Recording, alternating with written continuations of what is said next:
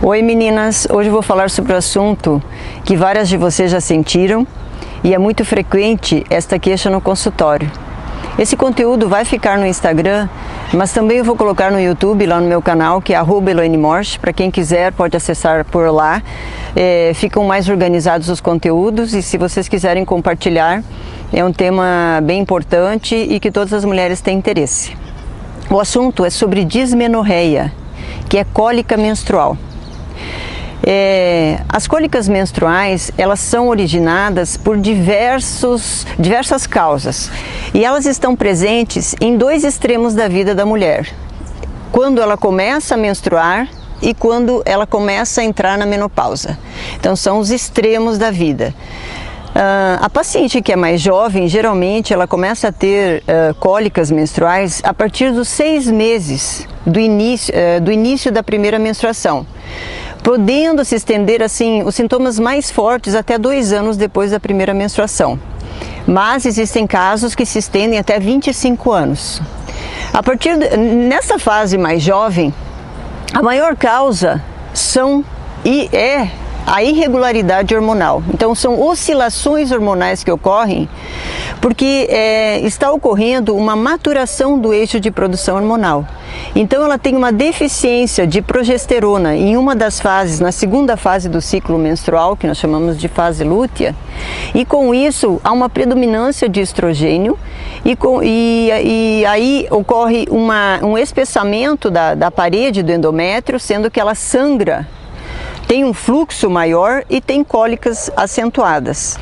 E os sintomas são tão graves nessa faixa etária que são muito mais graves do que em pacientes mais velhas. Por isso que é importante que as mães observem suas filhas também e, digamos assim, reconheçam que é uma queixa muito forte, muito importante, porque elas têm náuseas, elas podem ter vômitos, dor de cabeça, dores musculares, dores nas costas, diarreia. Então são sintomas muitas vezes incapacitantes e fazem com que a paciente não vá à escola, a criança não vá à escola. E prejudica muito a qualidade de vida dela. Então tem que prestar mais atenção, valorizar a queixa da adolescente e tem outras causas também que eu vou comentar, mas assim, a maior causa é essa desregulação hormonal. E eu já vou adiantar, vou falar sobre tratamento, porque são vários assuntos que eu vou falar, várias causas em relação a esta fase. Quando há esta queixa referente à irregularidade hormonal, geralmente se usam hormônios naturais para o tratamento. Se não houver contraindicações, são usados anti-inflamatórios nessa época também, nessa faixa etária. Fitoterápicos também podem ser usados e antiespasmódicos, que é o famoso Buscopan, né? Mas assim, as pílulas anticoncepcionais, elas têm que ser evitadas e, em última instância, devem ser usadas, porque as pílulas combinadas, principalmente, que tem etinilestradiol e mais uma progesterona, ocorre uma inibição do eixo de produção hormonal. E ela está em fase de desenvolvimento, além de aumentar um risco de trombose em 4 vezes. Então não tem por que colocar a paciente em risco, ela é uma paciente jovem, então se evitam o uso de anticoncepcionais nessa faixa etária. Muito bem, mas existem outras causas de cólicas menstruais nesta idade. Existem várias causas que eu citei aqui, e até eu fui enumerando para não esquecer. Uma delas é o ímen imperfurado. O ímen imperfurado, ela nasce com esse problema congênito, então o ímen ele não tem uma perfuração, então não passa o sangue quando ela começa a ter produção de hormônios.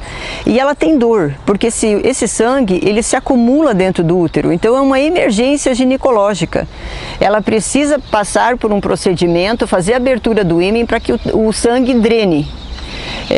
Isso então é só avaliando, fazendo um exame para ver se ela tem um ímen perfurado ou não. Existem algumas malformações uterinas que são mais raras, mas acontecem. Eu vou citar algumas que são os chamados septos vaginais. O que são septos vaginais? Então tem o útero, para vocês entenderem, e tem uma divisão dentro do útero, é como se fosse uma trava dentro do útero, que pode ser transversal ou vertical no útero. E isso faz com que acumule sangue nessas cavidades e a paciente tem dor. Tem também o útero de Delfos, que é um útero que, na verdade, são 2 úteros que a paciente tem, com 2 colos. É uma doença mais rara, mas também ela pode ter cólicas devido a essa malformação. Tem o útero bicorno, que é um útero em forma de coração, tá? Também pode aumentar as chances de ela ter as cólicas. Endometriose. Nos dias de hoje, há um número maior de pacientes com endometriose. Tem um vídeo que eu fiz só sobre endometriose, vocês podem procurar lá no YouTube, que eu coloquei. Mas eu já tive casos com pacientes de 13 anos com endometriose, e é uma doença que é subdiagnosticada. Demoram muito para ter um diagnóstico, vão usando anticoncepcionais, vão usando analgésicos, e a doença vai se agravando com o passar do tempo. Então, quanto antes ter o diagnóstico dessa doença, não que ela não é uma doença que tem cura, mas se ela for tratada mais precocemente, vai trazer menos malformações, menos complicações, porque vão formando, não diria malformações, mas assim, ela vai deformando a cavidade, se formar aderências, prejudicando muito a fertilidade da paciente e a questão da sexualidade também a longo prazo. Então é importante fazer o diagnóstico precoce, né? E o diagnóstico da endometriose são 2 exames, ou a ressonância magnética da pelve ou um ultrassom com preparo intestinal. São os melhores exames para investigação da endometriose. Se a paciente teve relações sexuais, essas adolescentes, se elas já tiveram, e tiveram relações desprotegidas, que infelizmente ainda existem casos, começam a ocorrer infecções de repetição, esses corrimentos de repetição. E esses corrimentos, eles têm bactérias que sobem no útero, dentro do útero, e vão para as trompas. E provocam infecções, dores pélvicas, e a cólica menstrual ela se agrava muito quando a paciente tem essas infecções, que são chamadas doenças inflamatórias pélvicas. A paciente que tem DIU, um dispositivo intrauterino, que é o DIU, e tem uma troca de parceiros sem proteção, ela também tem um risco maior de ter comprometimento das trompas, do útero e corrimento. Por isso que eu sempre falo, o DIU, ele é maravilhoso, é um método excepcional, porém, se a paciente tem troca de parceiros, o importante é que ela use o preservativo, que ela cuide, porque se ela tiver o DIU e infecções de repetição, ela tem um risco maior de ter gravidez tubária, que são a gravidez nas trompas, gravidez ectópica que nós chamamos. Então se protejam sempre, usar a camisinha, usar o preservativo, para evitar infecções, enfim, gravidezes indesejadas também. Existe também a retroversão uterina. A maioria dos úteros são retrovertidos, eles são um pouco para trás. Muitos médicos dizem, o teu útero é retrovertido. A maioria são retrovertidos, mas existem retroversões mais severas, eles quase que verticalizam para trás.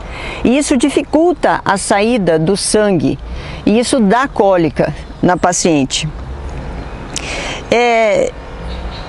Tem uma coisa que eu queria comentar, que é sobre corpo estranho. Até quando eu fui preparar o conteúdo, eu lembrei de um caso de uma criança com 5 anos, quando eu estava fazendo residência, e ela tinha corrimento.